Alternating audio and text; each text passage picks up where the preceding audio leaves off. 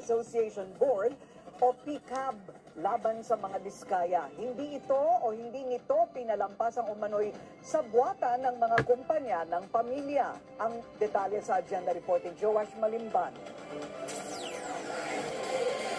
Revoke na ang lisensya ng siyam na Diskaya-owned corporations ngayong araw matapos mag-issue ng isang order ng Philippine Contractors Association Board o PCAB.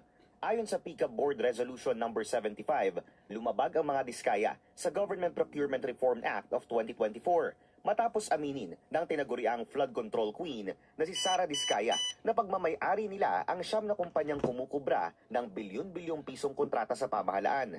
Dahil daw dito, may posibilidad na mayroong sabwatan na nagaganap sa mga bidding. Sa hearing ng Blue Ribbon Committee noong isang araw, inamin ni Diskaya na naglalaban-laban ang kanyang mga kumpanya pagdating sa bidding ng mga proyekto. Bagay na ikinagalit ni Senate President Pro Tempore Jinggoy Estrada. That is not a legitimate bidding. Dahil yung siyam na yon na naglalaban-laban sa isang award sa isang kontrata, iisa lang ang may-ari. So kahit sino doon, kahit sinong manalo ron sa bidding na yon, ikaw ang panalo. Dahil sa'yo lahat yun eh. Correct?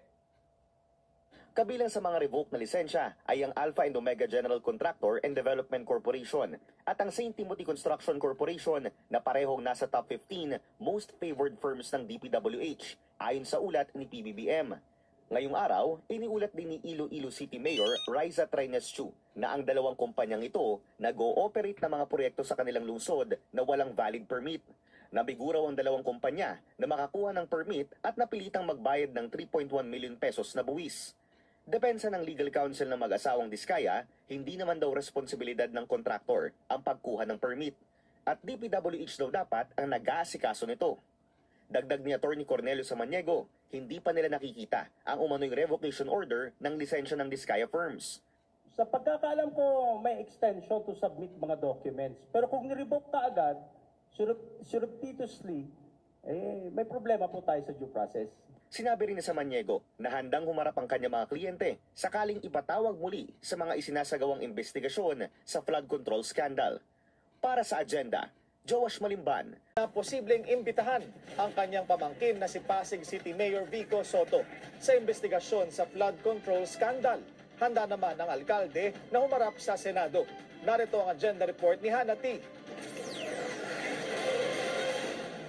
Willing to testify si Pasig City Mayor Vico Soto sa Senate investigation tungkol sa flood control projects.